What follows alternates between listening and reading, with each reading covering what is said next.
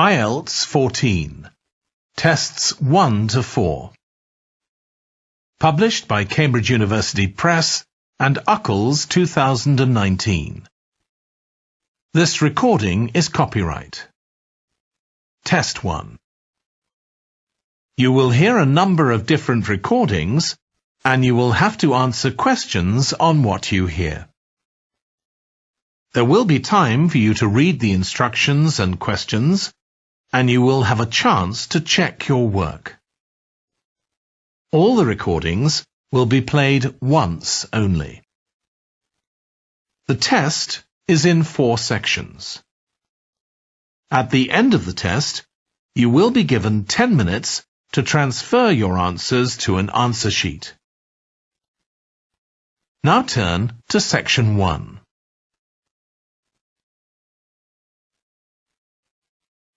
Section 1. You will hear a woman reporting a theft to an officer in a police station. First, you have some time to look at questions 1 to 3.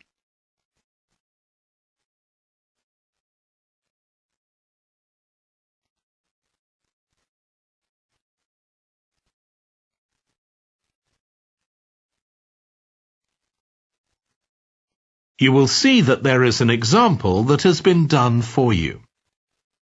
On this occasion only, the conversation relating to this will be played first.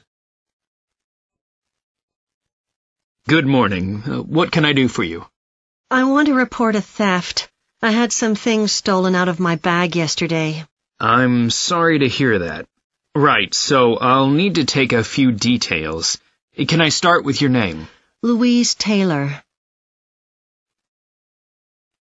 The woman's name is Louise Taylor. So Taylor has been written in the space. Now we shall begin. You should answer the questions as you listen because you will not hear the recording a second time. Listen carefully and answer questions 1 to 3. Good morning.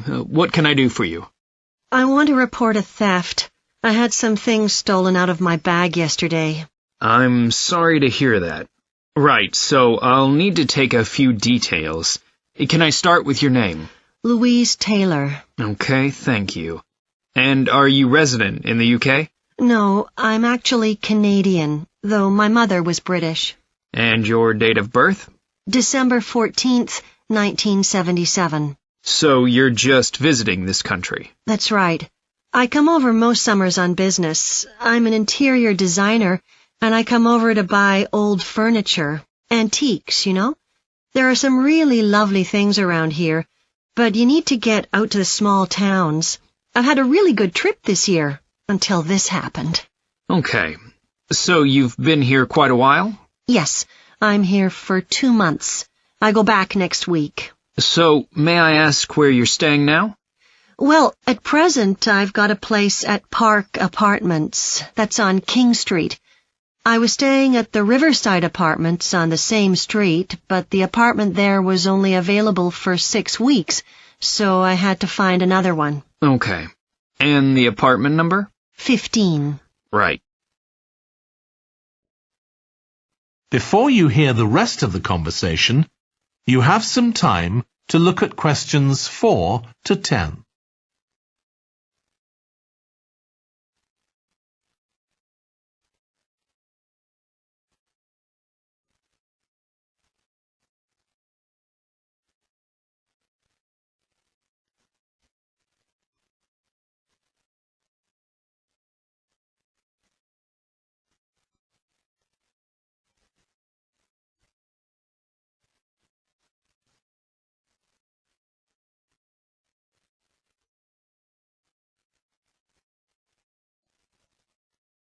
Now listen and answer questions 4 to 10. Now, I need to take some details of the theft. So, you said you had some things stolen out of your bag? That's right. And were you actually carrying the bag when the theft took place? Yes. I really can't understand it. I had my backpack on, and I went into a supermarket to buy a few things, and when I opened it up, my wallet wasn't there. And what did your wallet have in it? Well, fortunately, I don't keep my credit cards in that wallet. I keep them with my passport in an inside compartment in my backpack, but there was quite a bit of cash there, about £250 sterling, I should think. I withdrew £300 from my account yesterday, but I did a bit of shopping, so I must have already spent about £50 of that. Okay. At first I thought, oh, I must have left the wallet back in the apartment. But then I realized my phone had gone as well. It was only a week old, and that's when I realized I'd been robbed. Anyway, at least they didn't take the keys to my rental car. Yes. So you say the theft occurred yesterday? Yes. So that was September the 10th? And do you have any idea at all of where or when the things might possibly have been stolen? Well, at first I couldn't believe it because the bag had been on my back ever since I left the apartment after lunch. It's just a small backpack, but I generally use it when I'm traveling because it seems safer than a handbag. Anyway, I met up with a friend, and we spent a couple of hours in the museum. But I do remember that as we were leaving there, at about 4 o'clock, a group of young boys ran up to us, and they were really crowding round us, and they were asking us what time it was. Then, all of a sudden, they ran off. Can you remember anything about them? The one who did most of the talking was wearing a T-shirt with a picture of something. Let's see. A tiger. Right. Any idea of how old he might have been? Around 12 years old? And can you remember anything else about his appearance? Not much. He was quite thin. Color of hair? I do remember that. He was blonde. All the others were dark-haired. And any details of the others? Not really. They came and went so quickly. Right. So what I'm going to do now is give you a crime reference number so you can contact your insurance company. So this is 10 digits. 87954-82361. Thank you. So, should I contact... That is the end of section 1. You now have half a minute to check your answers.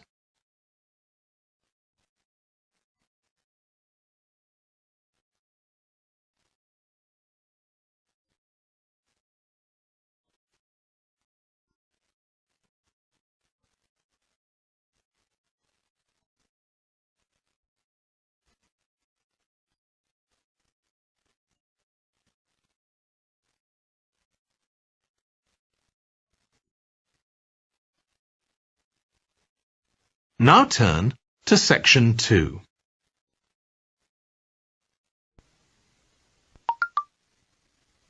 Section 2. You will hear a manager giving a welcome talk to a group of apprentices who are starting their training at the company. First, you have some time to look at questions 11 to 14.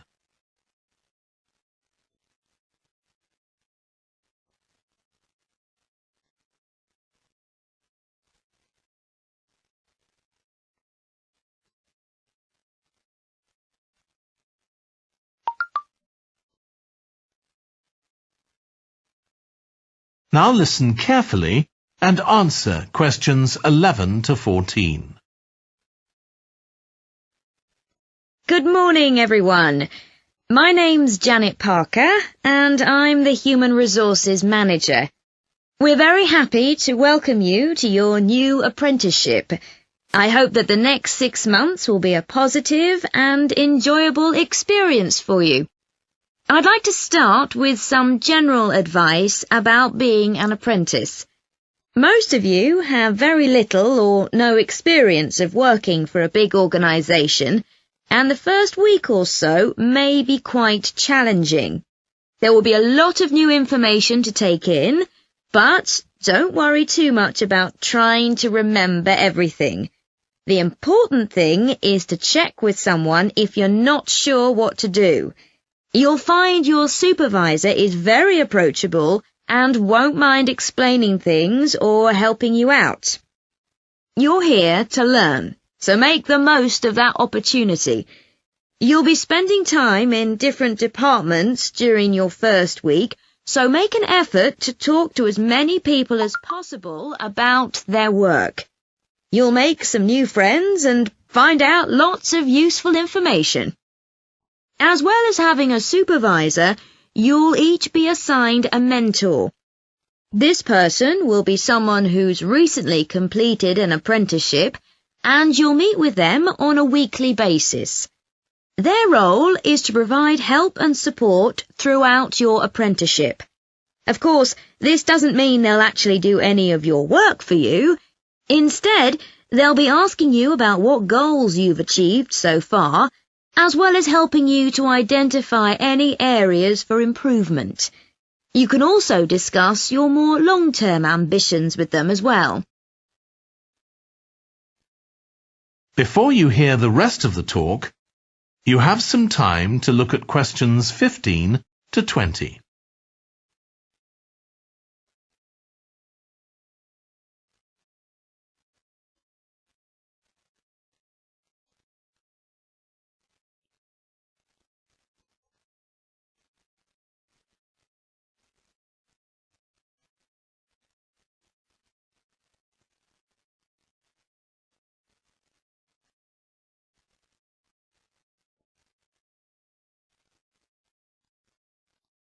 Now listen and answer questions 15 to 20.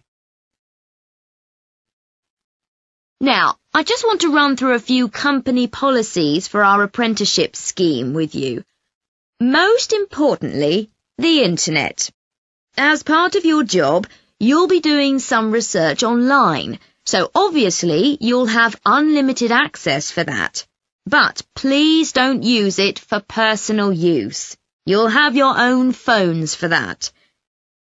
Some of you have already asked me about flexible working.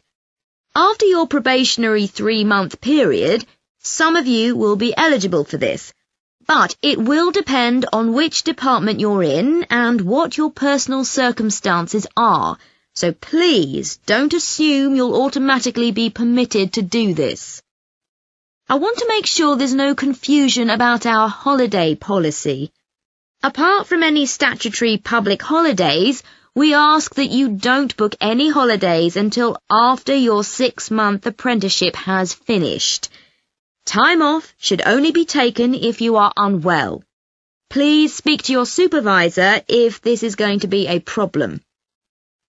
You'll be expected to work a 40-hour week, but there may be opportunities to do overtime during busy periods. Although you're not required to do this, it can be a valuable experience, so we advise you to take it up if possible. Obviously, we understand that people do have commitments outside work, so don't worry if there are times when you are unavailable. As you know, we don't have a formal dress code here. You may wear casual clothes as long as they're practical. And the only restriction for shoes we have is on high heels for health and safety reasons. Comfortable shoes like trainers are preferable. There's a heavily subsidised canteen on site where you can get hot meals or salads cheaply. Snacks and drinks are also provided, so we've decided to introduce a no-packed lunch policy. This is partly to encourage healthy eating at work, and partly to stop people from eating at their workstation, which is unhygienic. Okay, moving on to... That is the end of section 2. You now have half a minute to check your answers.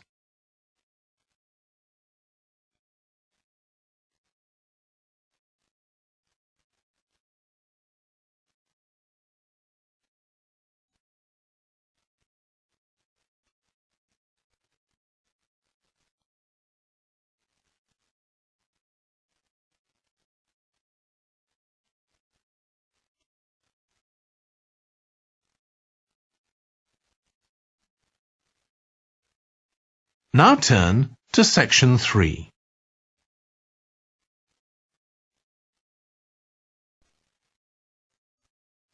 Section 3.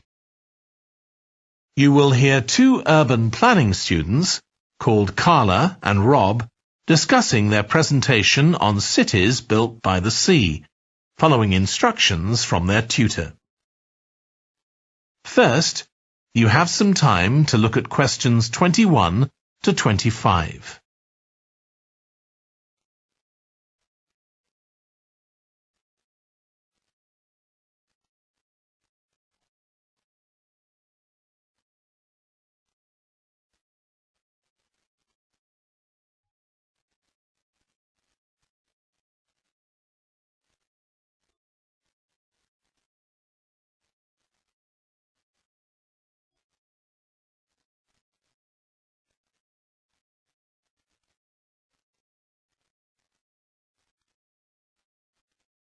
Now listen carefully and answer questions 21 to 25. Okay, so what I'd like you to do now is to talk to your partner about your presentations on urban planning. You should have done most of the reading now, so I'd like you to share your ideas and talk about the structure of your presentation and what you need to do next. OK, Rob, I'm glad we chose quite a specific topic, cities built next to the sea. It made it much easier to find relevant information. Yeah, and cities are growing so quickly. I mean, we know that more than half the world's population lives in cities now. Yeah, though that's all cities, not just ones on the coast. But most of the biggest cities are actually built by the sea. I'd not realised that before. Nor me. And what's more, a lot of them are built at places where rivers come out into the sea, but apparently this can be a problem. Why? Well, as the city expands, agriculture and industry tend to spread further inland along the rivers, and so agriculture moves even further inland up the river. That's not necessarily a problem, except it means more and more pollutants are discharged into the rivers. So these are brought downstream to the cities? Right. Did you read that article about Miami on the east coast of the USA? No. Well, apparently back in the 1950s, they built channels to drain away the water in case of flooding. Sounds sensible. Yeah, they spent quite a lot of money on them, but what they didn't take into account was global warming. So they built the drainage channels too close to sea level, and now sea levels are rising, they're more or less useless. If there's a lot of rain, the water can't run away. There's nowhere for it to go. The whole design was faulty. So what are the authorities doing about it now? I don't know. I did read that they're aiming to stop disposing of wastewater into the ocean over the next 10 years. But that won't help with flood prevention now, will it? No, really, they just need to find the money for something to replace the drainage channels in order to protect against flooding now. But in the long term, they need to consider the whole ecosystem. Right. Really, though, coastal cities can't deal with their problems on their own, can they? I mean, they've got to start acting together at an international level instead of just doing their own thing. Absolutely. The thing is, everyone knows what the problems are, and environmentalists have a pretty good idea of what we should be doing about them, so they should be able to work together to some extent. But it's going to be a long time before countries come to a decision on what principles they're prepared to abide by. Yeah, if they ever do. Before you hear the rest of the discussion, you have some time to look at questions 26 to 30.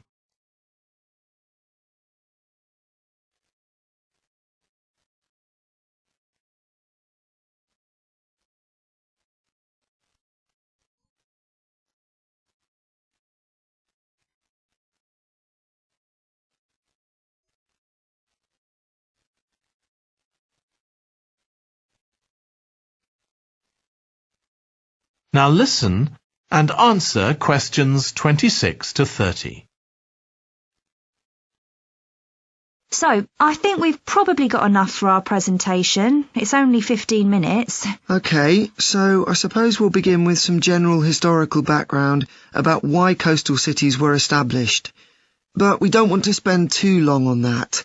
The other students will already know a bit about it. It's all to do with communications and so on. Yes. We should mention some geographical factors, things like wetlands and river estuaries and coastal erosion and so on. We could have some maps of different cities with these features marked. On a handout, you mean? Or some slides everyone can see? Yeah, that'd be better. It'd be good to go into past mistakes in a bit more detail.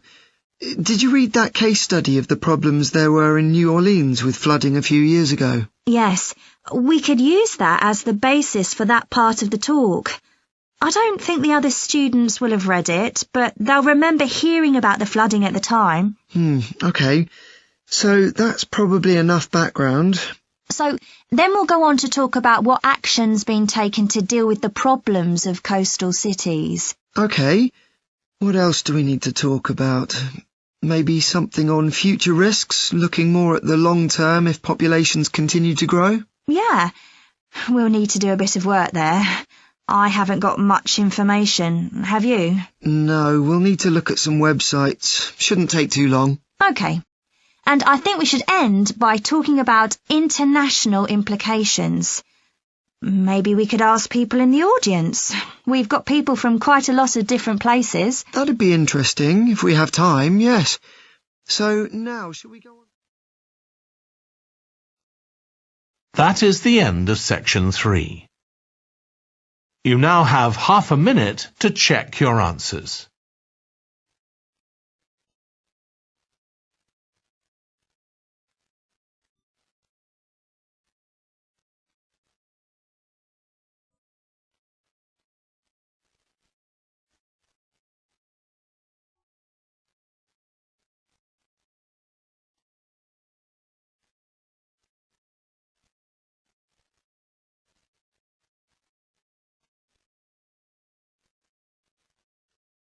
Now turn to section 4.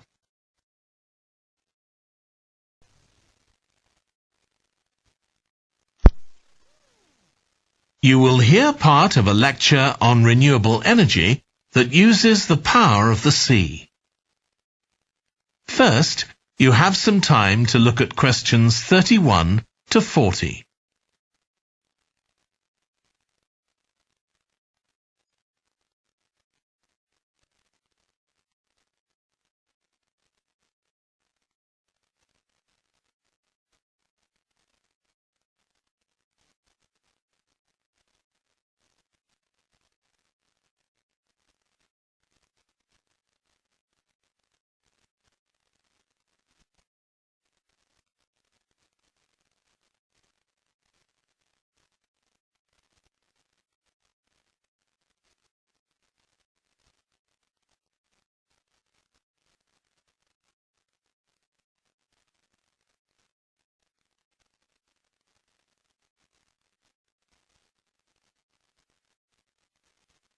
Now listen carefully and answer questions 31 to 40.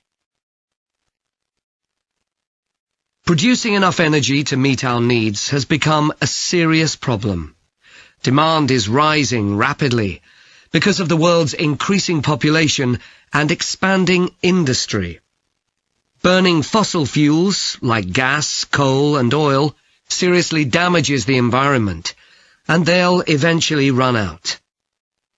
For a number of years now, scientists have been working out how we can derive energy from renewable sources, such as the sun and wind, without causing pollution. Today, I'll outline marine renewable energy, also called ocean energy, which harnesses the movement of the oceans. Marine renewable energy can be divided into 3 main categories: wave energy, tidal energy, and ocean thermal energy conversion. And I'll say a few words about each one. First, wave energy. Numerous devices have been invented to harvest wave energy, with names such as Wave Dragon, the Penguin, and Mighty Whale. And research is going on to try and come up with a really efficient method. This form of energy has plenty of potential, as the source is constant, and there's no danger of waves coming to a standstill. Electricity can be generated using onshore systems, using a reservoir, or offshore systems. But the problem with ocean waves is that they're erratic, with the wind making them travel in every direction. This adds to the difficulty of creating efficient technology. Ideally, all the waves would travel smoothly and regularly along the same straight line. Another drawback is that sand and other sediment on the ocean floor might be stopped from flowing normally, which can lead to environmental problems.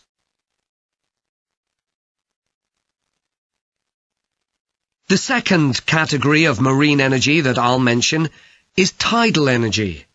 One major advantage of using the tide, rather than waves, as a source of energy, is that it's predictable.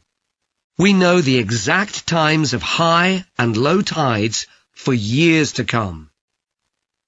For tidal energy to be effective, the difference between high and low tides needs to be at least 5 meters. And this occurs naturally in only about 40 places on Earth. But the right conditions can be created by constructing a tidal lagoon, an area of seawater separated from the sea. One current plan is to create a tidal lagoon on the coast of Wales. This will be an area of water within a bay at Swansea, sheltered by a U-shaped breakwater, or dam, built out from the coast. The breakwater will contain 16 hydro turbines, and as the tide rises, water rushes through the breakwater, activating the turbines, which turn a generator to produce electricity.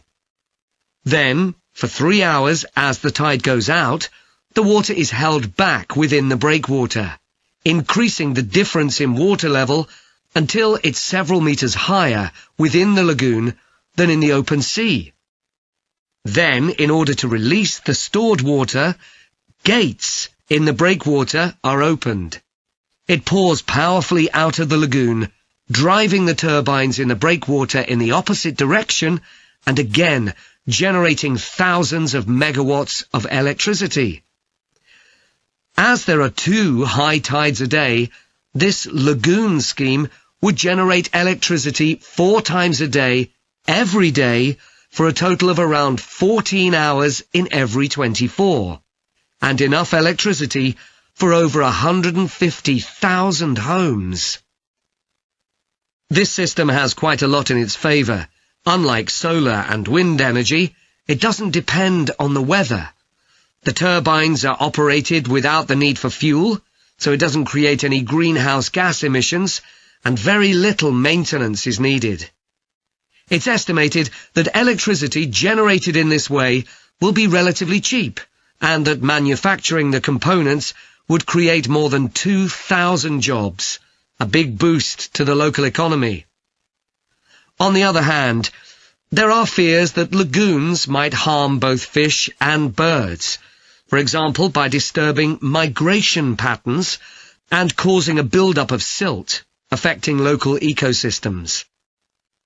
There are other forms of tidal energy, but I'll go on to the third category of marine energy, ocean thermal energy conversion.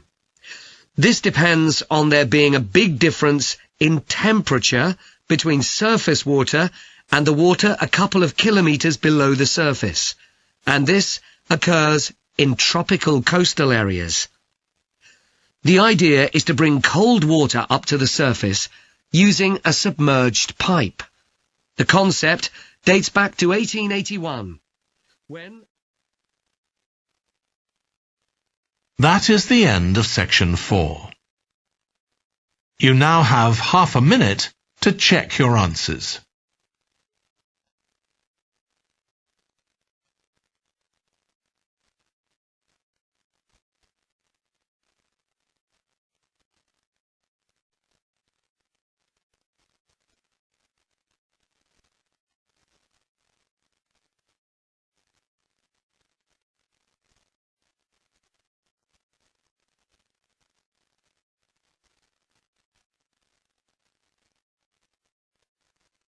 That is the end of the listening test.